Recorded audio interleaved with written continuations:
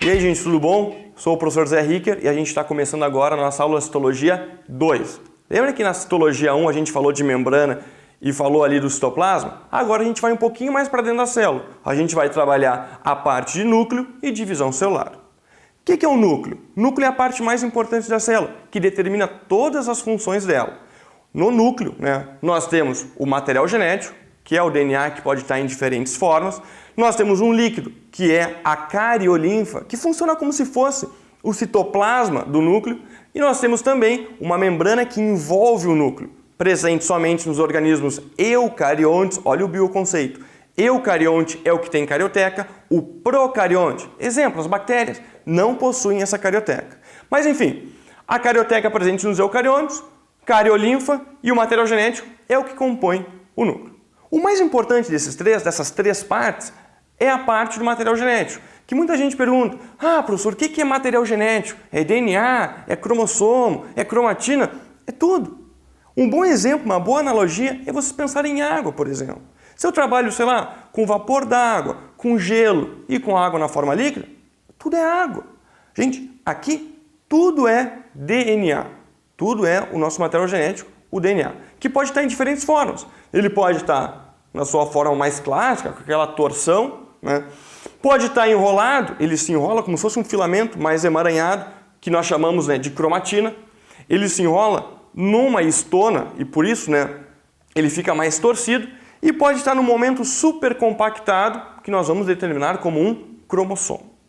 Quando a gente fala na nossa carga genética, a gente diz, os indivíduos numa célula do corpo de uma célula somática, ele é 2N igual a 46. Mas o que significa, na verdade, esse 2N igual a 46?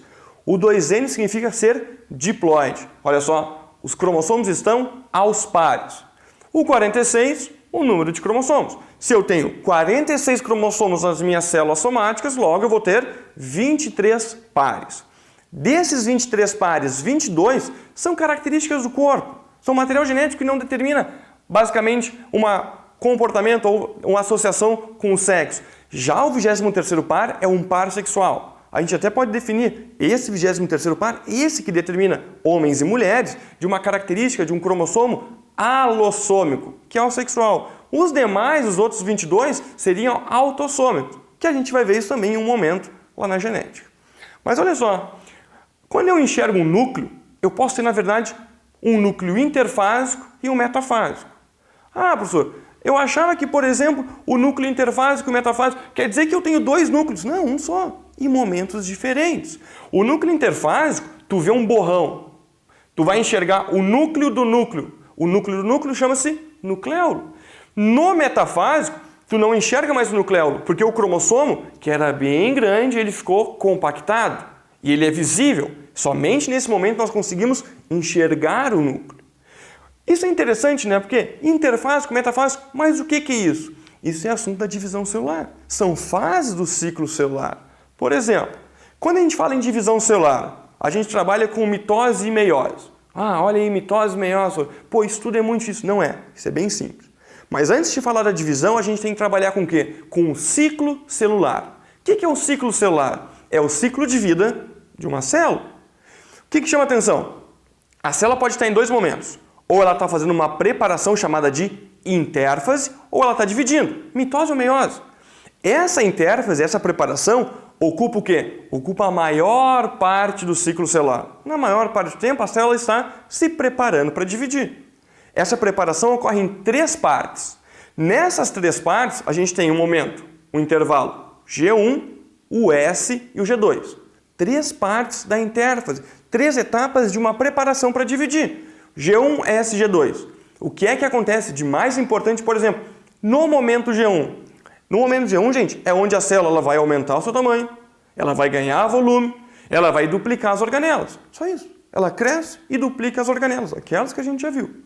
No momento S, é um momento importante. É um momento onde ocorre a duplicação do material genético. É um momento onde a gente tem uma duplicação que é uma replicação semiconservativa. E no momento G2 é um momento que nós temos o quê? Um intervalo de descanso. A célula vai entrar numa maratona que por mais que ocupe uma pequena parte do ciclo celular, ela é o que, gente? É cansativo, é um processo desgastante. Ela faz um repouso, ela dá uma segurada, ela respira fundo, né? Faz o quê? Faz alguns possíveis reparos, sei lá, se de repente o G1 não deu certo, ou o G1 a célula não cresceu o que tinha que ter crescido, vamos aumentar um pouquinho o G2. De repente o material genético, né, aquela enzima que faz a duplicação, a DNA polimerase, não funcionou muito bem, vamos aumentar o G2. A célula tem que estar em perfeita condição para entrar em mitose ou em meiose. O que pode acontecer? Em alguns casos, não adianta, a célula não pode ir adiante. Por quê? Porque ela não está pronta. Ela é reprovada no processo. Nós temos genes que analisam tudo isso e dizem, ó, a célula não cresceu, o G1 dela não foi bem feito. Ó, período S não foi bem feito. Ah, mas a gente faz algum reparo. Não, mas é um reparo muito grande, não tem como. E a célula será descartada. A célula recebe um sinal para que ela se destrua, que a gente chama de uma apoptose na biologia, uma morte celular programada.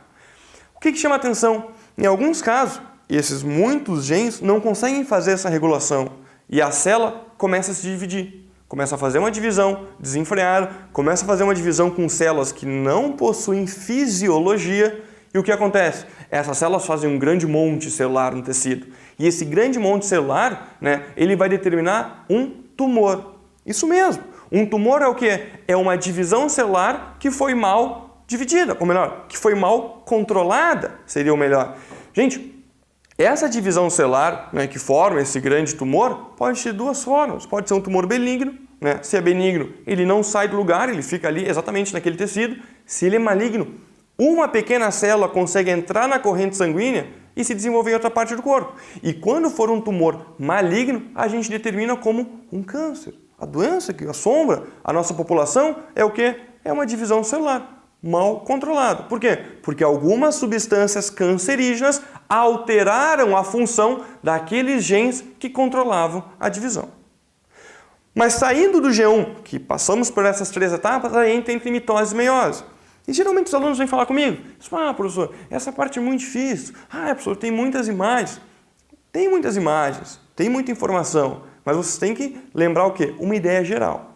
Por exemplo, quer ver? Ó, vem para o quadro, só que eu tenho que apagar. Apagador, olha só, aqui tudo é mágico, né? Lembra aqui, ó, metafásico, uma das fases, a gente enxerga cromossomo, interfásico, cromatina, né? Lembra que a gente tem 23 pares, apaguei aqui também, eu estou apagando, mas não apaga da tua memória. Núcleo, carioteca, cariolinfa e principalmente material genético, ó, apaguei. E lembrem, material genético, DNA, cromatina e cromossomo, certo? Olha só, agora eu vou utilizar um esqueminha. Presta atenção, é bem simples, é só para organizar, é um geral. Depois a gente vai aprofundar mais. Mas diferença entre mitose e meiose. Primeiro, função. Mitose, eu tenho como função crescimento e também reparações. De repente, um tecido que foi lesionado vai entrar em mitose, o desenvolvimento de algum organismo está associado com crescimento. E a meiose, formação de gametas.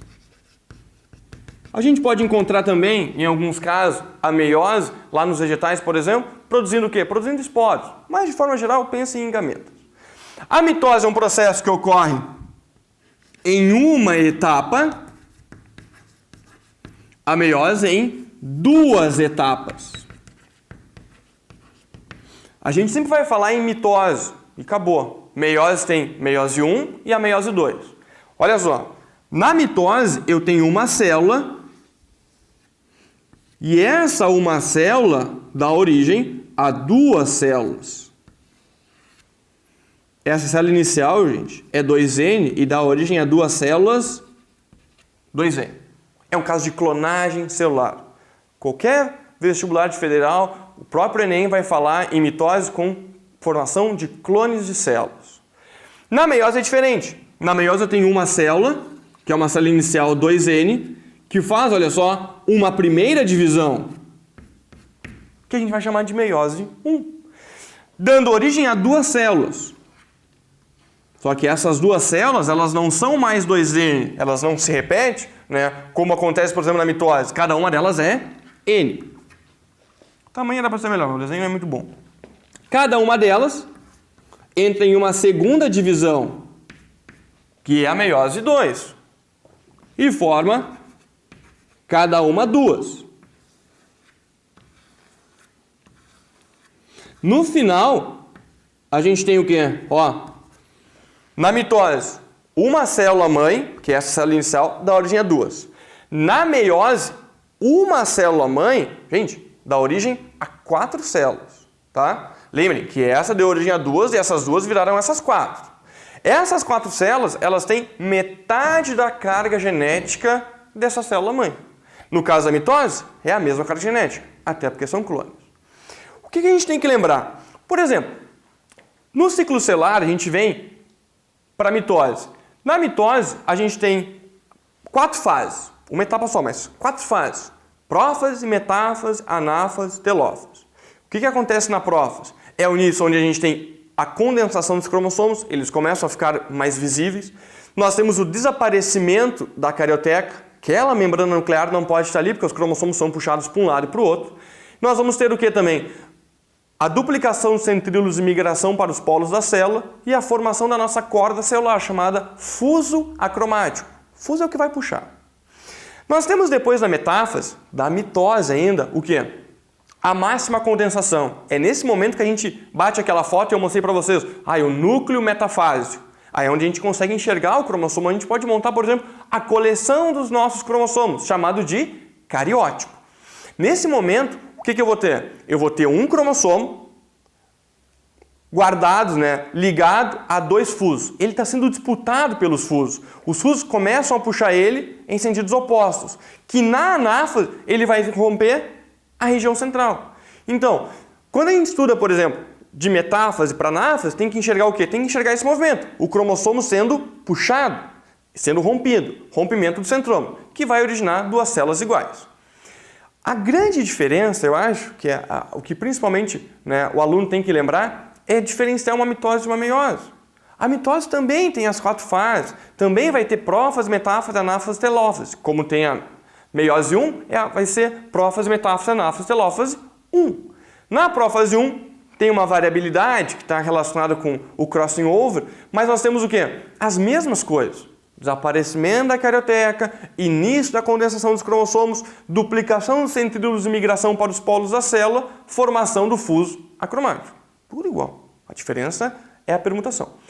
Depois, na metáfase, nós também temos a máxima condensação, só que lá é diferente. Lá, ao invés do cromossomo ficar disputado pelos 2 lados, como era na mitose, ele está o quê? Ele tem do lado dele o seu homólogo, ele tem do lado dele o seu brother, o seu parceiro. E ele faz o quê? Ele segura o seu cromossomo homólogo e fica ligado apenas a um polo da célula. Quando começa a puxar em anáfase, ao invés de eu ser dividido ao meio, o cromossomo ser dividido ao meio, ele faz o quê? Ele vai inteiro para o polo. E é essa a grande diferença. É isso que a gente consegue diferenciar uma mitose de uma meiose 1. Na meiose 1, a gente não enxerga, por exemplo, rompimento do centrômero. Quando a gente vai, por exemplo, para a meiose 2, é muito parecido com a mitose. A diferença é que aquela célula já fez o quê? Ela já reduziu. Vocês conseguem enxergar isso? Quando a gente fala de mitose, tem assim, prófase, metáfase, anáfase, telófase. Tem que lembrar onde? Na metáfase e na anáfase. Na anáfase é onde a gente encontra o rompimento do centrômero, tá? Bem fácil. Tu tinha ali um centrômero, um cromossomo com um centrômero e com 2 cromátides, que são aquelas partes do DNA que foram duplicadas aonde? Lá no período extra-intérface. O que acontece? Eles estão sendo disputados entre os polos, estão ligados a um gancho pelo cinetócoro. Geralmente os alunos não conseguem enxergar o que é um cinetócoro. É o que puxa o cromossomo que está ligado no cromossomo. Pensa assim, se fosse uma pescaria. Tu tem a linha, tu tem o anzol, que é o que puxa o peixe. O peixe seria o cromossomo, a linha seria o fuso acromático e o anzol seria o cinetócoro. Então, um cromossomo com 2 cinetócoros, isso significa o quê? Que quando começar a puxar, vai romper o centrômero, que é o que acontece na mitose.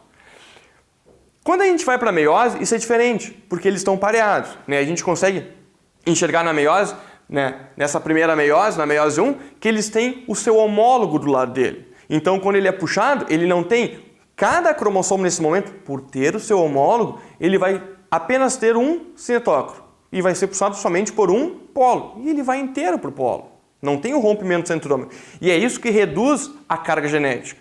O que era 2N formou N. Por quê? Porque agora eu não tive o rompimento do cromossomo. Ele foi carregado inteiro. Então, metade do cromossomo da célula vai para um lado e metade dos cromossomos vai para o outro. N e N. Na segunda etapa, o processo é igual à mitose. Eu também vou ter na meiose, quando a gente vai falar com a meiose 2, eu também vou ter o cromossomo de novo lá em metáfase, ligado aos dois polos da célula, formado, ligado a dois cinetócronos, e vai ter o rompimento. E é por isso que nesse caso eu tenho a clonagem celular. Eu acho que o melhor para a gente visualizar isso é enxergar e principalmente diferenciar a metáfase e a anáfase da mitose e a metáfase e a anáfase da meiose 1. Eu acho que isso define bem. Quer ver? Ó, vem para o quadro. Só vamos apagar. Apagador. Muito obrigado. Ó,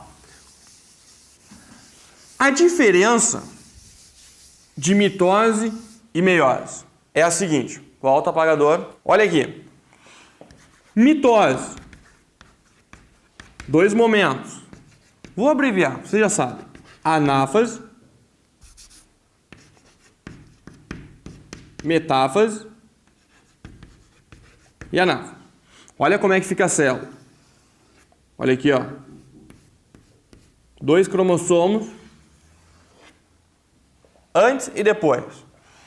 Pega, por exemplo, ó, e compara com a meiose. Na mesma metáfase e anáfase. Não te preocupa com a telófase, não te preocupa com a prófase. Olha para cá. Na metáfase, olha como é que estão os cromossomos. Que conclusão a gente chega? Nesse caso, ó, eles estão ligados, estão disputados pelos polos, que começam a puxar em sentidos opostos. Na anáfase ocorre isso aqui, ó. Ocorre o rompimento do centrômero. Se dividiu.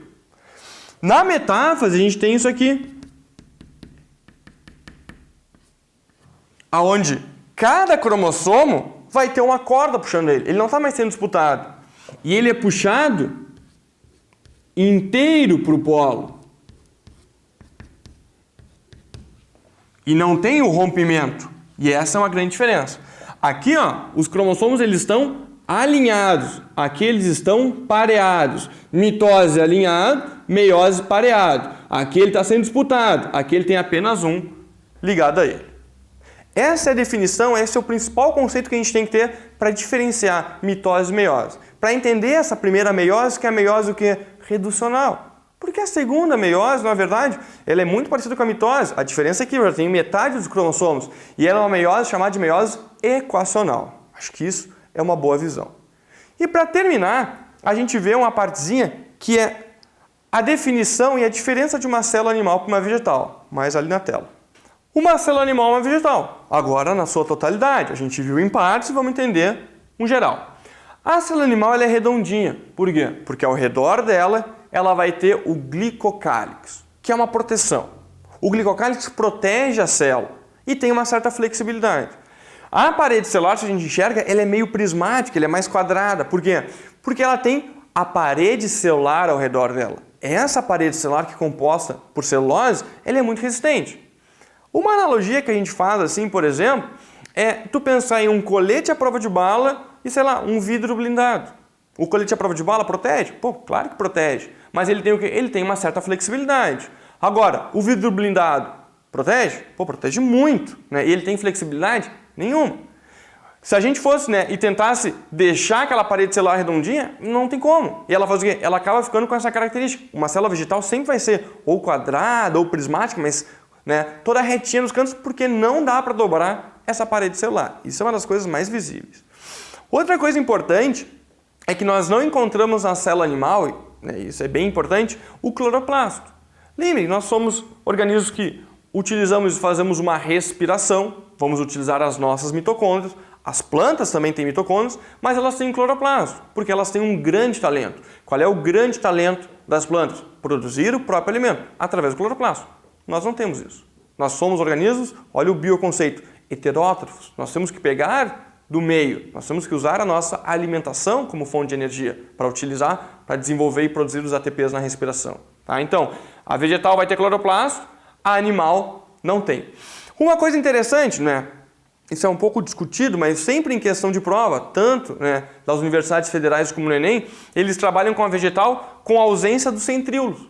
Esse centríolo que forma os cílios e flagelos, que forma o fuso acromático, na vegetal não tem. Na animal, nós temos. Isso é uma boa diferença. E a ideia geral é que vocês consigam enxergar, principalmente aquele espaço. Tem tipo uma bolsa dentro da vegetal, que é o vacúolo, que quando tem uma célula animal ele é extremamente reduzido. Alguns autores até dizem que não é presente. Tá? Mas essas são as principais diferenças de uma célula animal e vegetal, e eu acho que com isso a gente fecha a nossa parte de histologia, a revisão de histologia. Espero que tenham gostado, espero que aproveitem. Tudo de bom, gente. Tchau. Siga o aulalivre.net nas redes sociais e fique por dentro de tudo o que acontece em nossos cursos: YouTube, Twitter e Facebook. aulalivre.net, seu portal de cursos grátis.